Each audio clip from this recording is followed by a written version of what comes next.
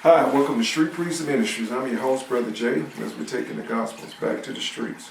Today's drive-through message is The Witch of Endor, satanic Hellyween exposed. This is like a part two. I taught on the Witch of Endor before, dealing with Saul. And today is Hellyween. I figured, why not teach on a high, occult Black Sabbath Hilly Day? Why not teach about Hellyween? I've taught on it before. It's probably the second or third time. Of all the Hilly days, and they all seem to come up in a row with the exception of Thanksgiving, which I love. But for the rest of them, Christmas, another Hilly Day. Easter, Astor, another Hilly Day. St. Valentine's Day, another Hilly Day. All these Hilly Days were foisted on us by the Foreign Mother Church over in Rome, Pope Sixtus III in 433 AD. Stamped all these Hilly Days, or I should say put a Christian mass on all these pagan Hilly Days. There's been pagan Hilly Days for millennia, going back to Babylon. That's where they all originated. And I cringe every year. I'm terrorized by these occultic Hilly Days. And what's sad, was a travesty. The majority, probably some 90% percentile, 95, maybe 98, I don't know. So-called Christians celebrate these Hilly Days, especially Christmas.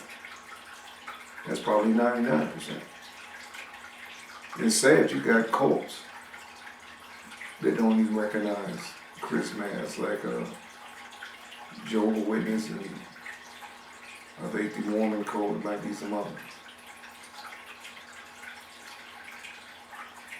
Maybe Islam too.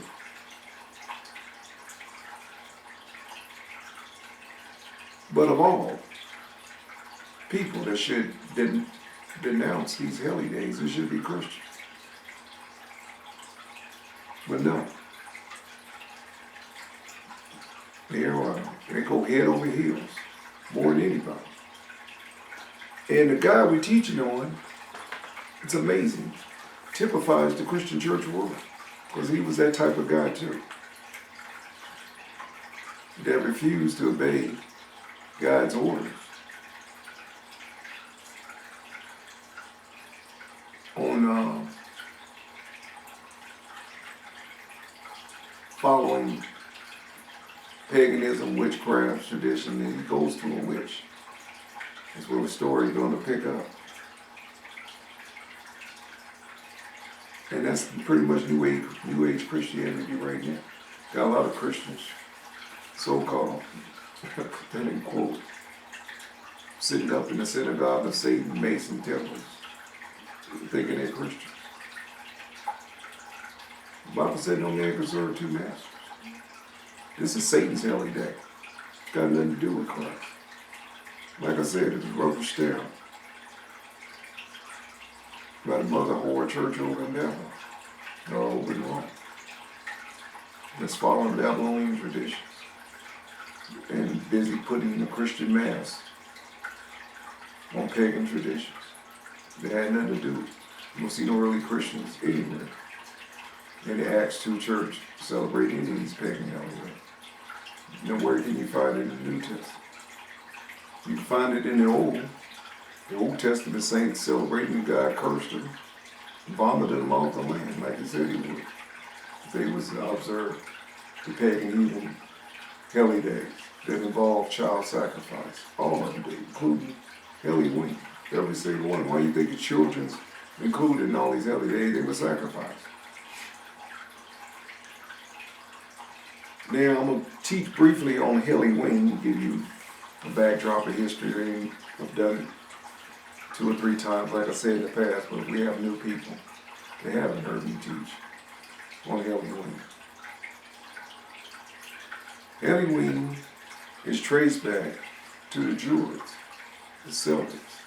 Goes back all the way to Babylon, but it's more famous there for how it evolved to what it is now, the Feast of Samhain. And the Feast of Samhain is a high Druid, black. They were warlocks, the Druids. But it's a high black Sabbath where they believed that the veil that separates us earthlings, I guess you could say, or the earth realm, from the spirit realm. The veil is the thinnest around Hellyween. And it involved animal and child sacrifice, more child than animal. That's where the kids come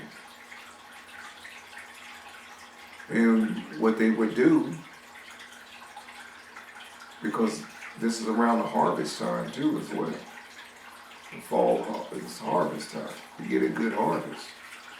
The kids were sacrificed. Trick or treat meant when the Druids come and knocked on the door, you better have a child to sacrifice for.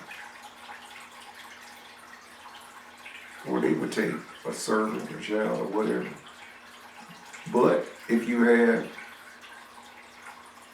this is where the jack-o'-lantern come in. Jack-o'-lantern was a type of demon of the underworld. But a jack-o'-lantern head, you would have the fat, or human fat, that is, in the pumpkin.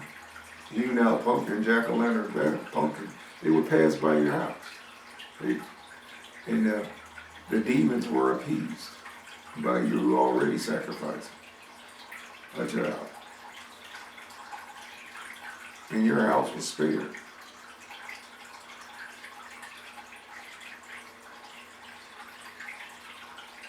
This is a historical fact. It's not conjecture or anything on my part. This is a fact. This was a pagan, heavily dated, involved child sacrifice. This is an occult. Talk to any witch or warlock if you know one. They'll tell you. If they want to tell you, they'll be honest. They'll say, yeah, this is their Heli day.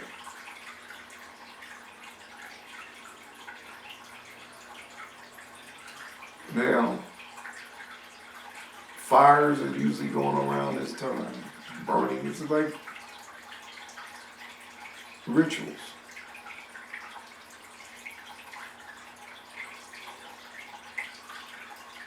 The candy. You probably ask, well, what is a candy coming?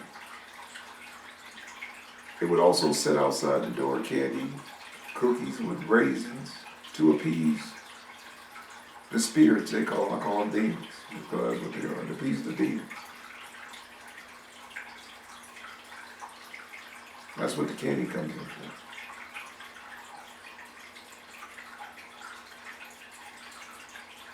And in other traditions, they would go to the door and exchange candy for one another.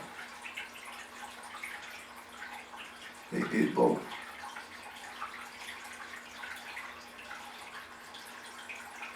Hellyween also, with the mask. They believed if they wore the mask, they would confuse the spirits and they wouldn't be taken on that night, wouldn't be killed.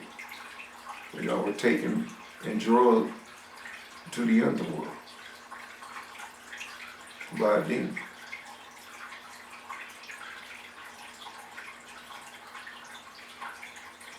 This is the tradition of Hellyween. Totally pagan. Nothing Christian about it all. Now, the Catholic Church, 433 AD, under Pedal Pope Sixtus III, which equivocates to 666, number of his name, 3 sixes. He called it All Saints Day, All Saints Eve is where you get the hallowed Eve, patronizing the dead saints. Jesus said, my God is not the God of the dead, but of the living. And let the dead bury the dead. That's what he meant.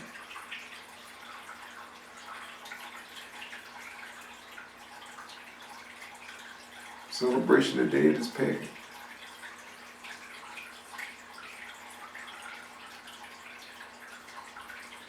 Now, thought I'd give you that backdrop before I get into the teaching. I call it Hellyween on Hellyween, all on the hilly days. But this is the worst one. Because it is totally the devil's day. This is Satan's day.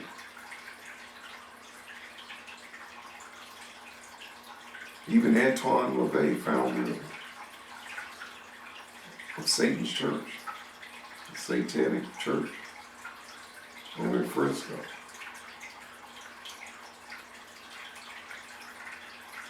boasted about Christians once a year celebrating Satan's day. Hellyween.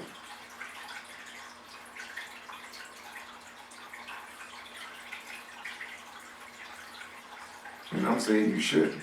You shouldn't even have candy and some try to skirt around it by. Just like Samuel did, we're about to read, by having Hellyween in the church. Pastor Tom Kennedy in the church, not going door to door. And they wear a Christian costume.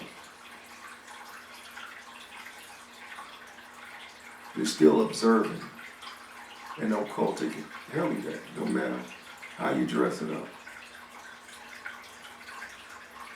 And I'm about to read about another guy that couldn't get it right with God because he wanted to do both. Appease God's enemies and try to appease God. They do both.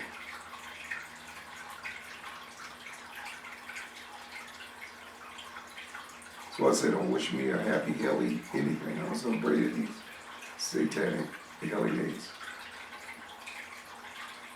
Once I became awoke, years ago, I stopped celebrating. And that's what you're doing. You're celebrating and you participate in them. Like I say, you could try to window dress it all you want. If you out handing candy out and doing all that stuff, just participate. You're worshiping. Same thing. All right.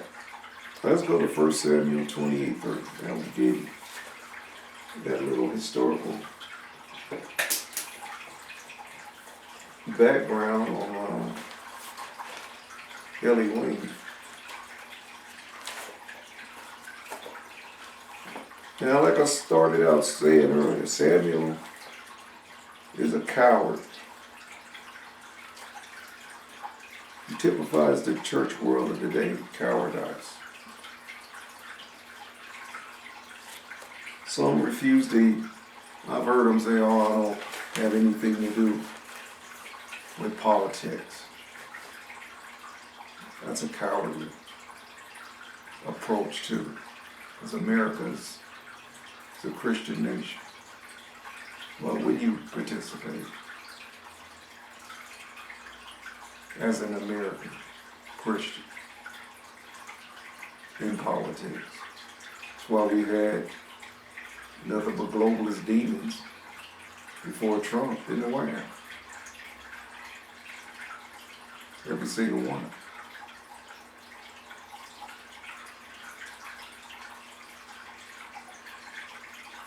Because Christians, before, by the most part, the majority refuse to participate and vote. Heard a lot of them say that. They don't vote.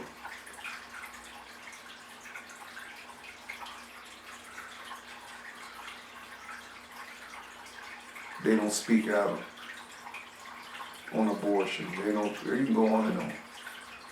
Don't protest anything. It's supposed to be protesters. Don't protest anything. Like Saul here, just trying to get along. Like I said, he totally embodies the Christian church. To give him a teaching, Saul versus David, where I get in depth and show how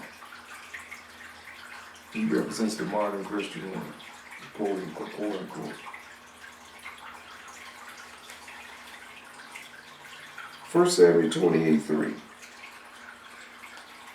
Now Samuel was dead, and all Israel lamented him, and buried him in Ramah, even his own city. And Saul put away those that had familiar spirits, and the wizards out of Israel, out of the land. Pay close attention there. He drove all the wizards and witches out of the land. And watch this. And the Philistines gathered themselves together and came and pitched in Shunem. And Saul gathered all Israel together, and they pitched in Gilboa. They set up their military outposts. And when Saul saw the host of the Philistines, he was afraid, and his heart greatly trembled. And when Saul inquired of the Lord answered him not, neither by dreams, nor by Urim, nor by prophets. Because Saul had pissed God off by not dotting his I's and crossing his T's when God told him to do something. He'd have way do it.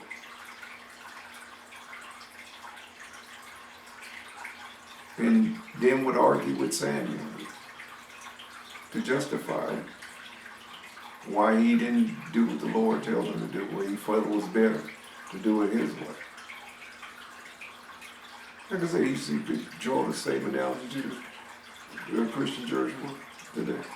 Just doing it their way. They done lost sight of Christ. Lost sight of God's word. It's just a worldly church. Doing it their way. Done lost sight of Acts 2. Separating from the world. Done lost sight of it. Can you tell them no, apart from it? Like I say, they remember the synagogues would say, doing everything the world's doing. And hooping hollering on Sunday. Just like Saul. And when Saul saw the host of the Philistine, he was afraid. Coward, like I said. He'd rather fight David than fight the giant.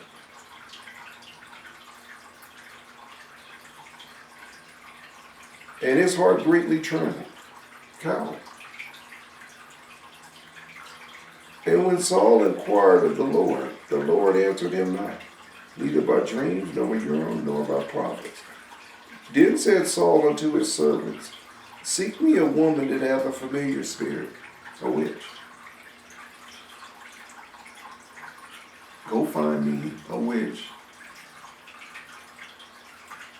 And the familiar spirit is the person that died that's familiar. The dead.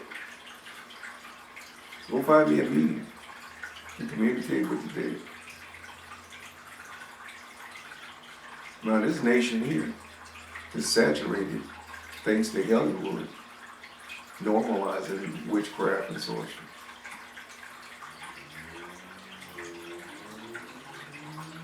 This nation is saturated. It's all you see in Hollywood. It's coming across the street. The Pied Pipers of hell. They really market this Helly Day. This is their favorite. It's a multi-billion-dollar Helly Day. More than all the other Helly Day, period.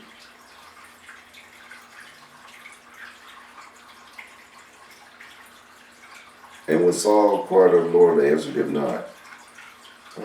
Then Saul said unto his servants, verse 7, seek me a woman that hath a familiar spirit, that I may go to her and inquire of her.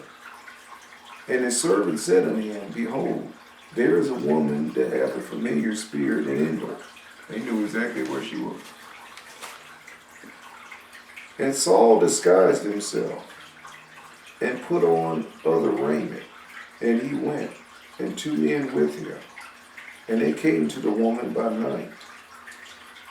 And he said, I pray thee, divine unto me the familiar spirit, and bring him up, whom I shall name unto thee. And the woman said unto him, Behold, thou knowest that Saul hath done. Now he's in disguise, talking to this witch, trying to get her to summon, to raise, or bring back from the dead Samuel. Samuel dotted his I's and crossed his T's with the Lord since he was a child, called to be a prophet. And he lamented because Saul rebelled against God. And he cut Saul off. Now Saul want to bring him back from the dead. And answer his question about whether he should go to war with the Philistines or not.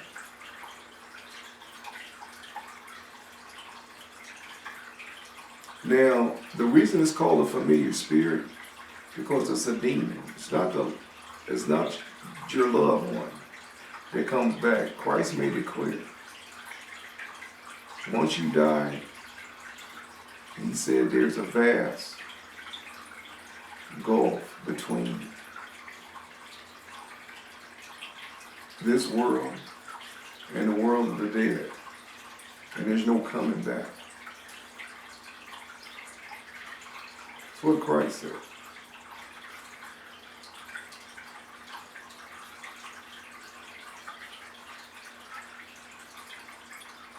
It's something to think about. So the reason it's called a familiar spirit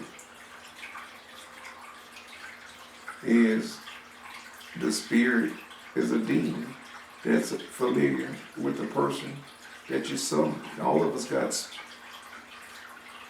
spirits assigned to us, demons, as well as angels, or angel, from my birth. So they're very familiar. If he was with you every day in your life. So it's easy for them to imitate when you're in front of a so-called meeting and tell things nobody would know but this demon that was assigned to you. That's why it's a familiar spirit, very familiar with you. It disguises itself as you, your voice, everything else. But it's satanic deception. What the devil does, he deceives. And so does his minions.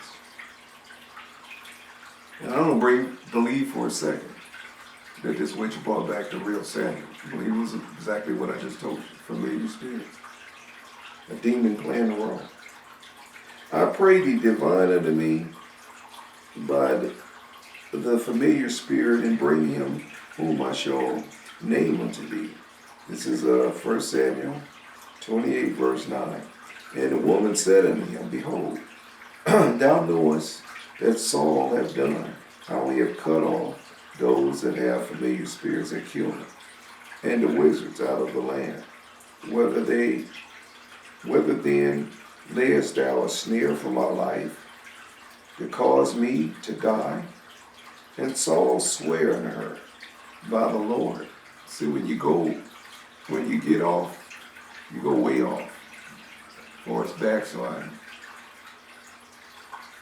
Look at this insanity here. He's going to swear by the Lord. He's not going to kill a witch. Now in Exodus 23, I believe, it says, thou shalt not suffer a witch to live. They stole them and they burned them in the biblical time.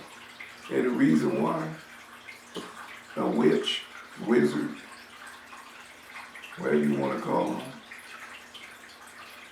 sorcerer, warlock, brought a curse on the land and opened a Pandora's box for the demonic realm to terrorize the land. That's why God had such harsh sentences for the witches, warlocks, and wizards to be stoned and burned. He said in Exodus 23. So what?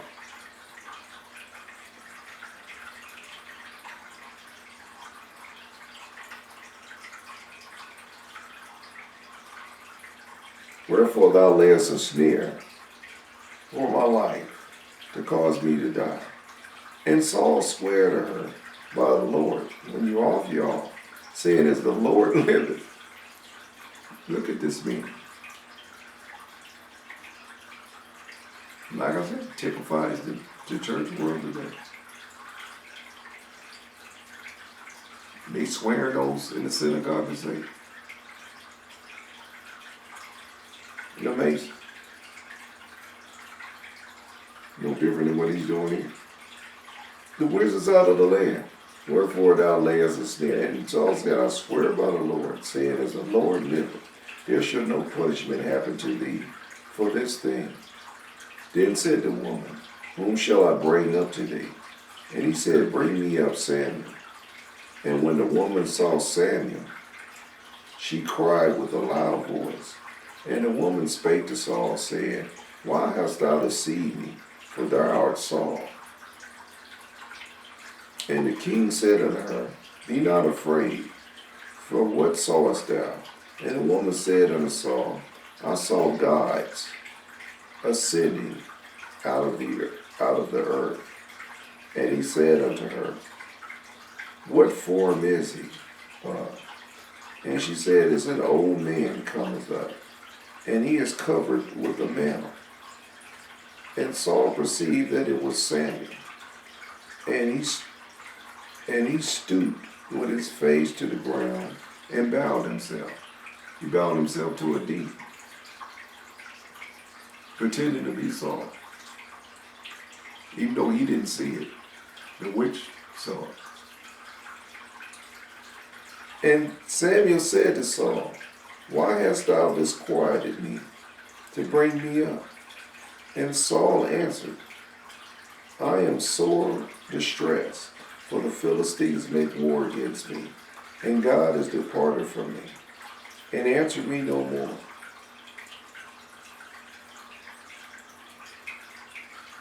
Now would that make sense for a witch to summon Samuel when God told Samuel, cut Saul off, he gets no more prophecy? Does it make sense? A lot of preachers believe that this witch brought up Samuel. I don't. I believe God allowed this demon to give the message, the familiar spirit, the demon, to give the message that he wanted Saul to hear, which is, you're going to die, man.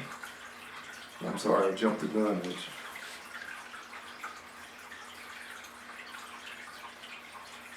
And Samuel said to Saul, why hast thou disquieted me to bring me up? And Saul answered, I am sore distressed, for the Philistines make war against me, and God is departed from me, and answered me no more, neither by prophets, nor by dreams. Now Samuel was a prophet. Would that make sense? For God to send Samuel from the dead when he wouldn't do it when he was alive? He told him to cut him off and stop prophesying, and he did. Would that make sense? No. Neither by prophets, nor by dreams. Therefore I have called thee, that thou mayest make known unto me what I shall do. Then said Samuel, wherefore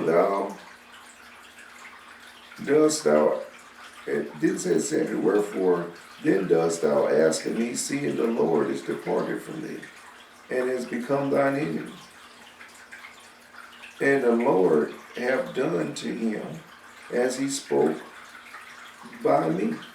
For the Lord hath rent the kingdom out of thine hand, and hath given it to thy neighbor, even to David, because thou obeyest not the voice of the Lord, neither executest his fierce wrath upon Amalek.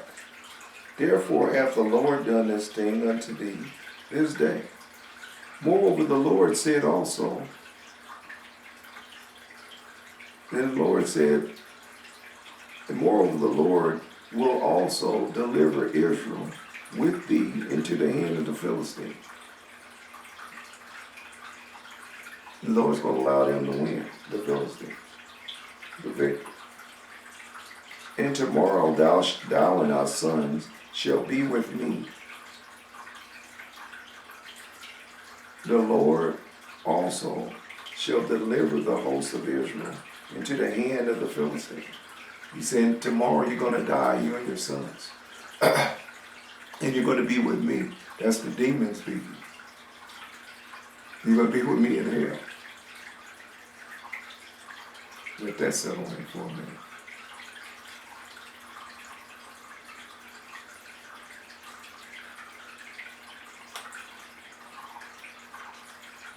Then Saul fell straightway all alone on the earth and was so afraid because of the words of Samuel. And there was no strength in him. And there was no strength in him, for he had eaten no bread all day, nor all night. And the woman came unto Saul, and saw that he was sore troubled, and said unto him, Behold, thine handmaid hath obeyed thy voice, and hath put my life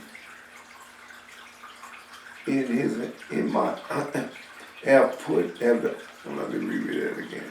Behold, thy handmaid hath obeyed thy voice, and hath put my life in my hand, and hath hearkened unto thy words, which thou spakest unto me.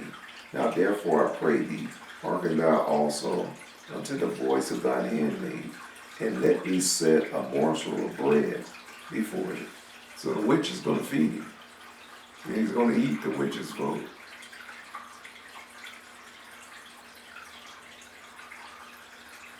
Eat that thou mayest have strength when thou goest on thy way. But he refused and said, I will not eat.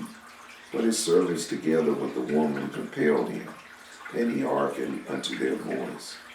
And he arose from the earth and ate upon the bed, sat on the witch's bed, and ate the bread. And the woman had a fat calf in the house,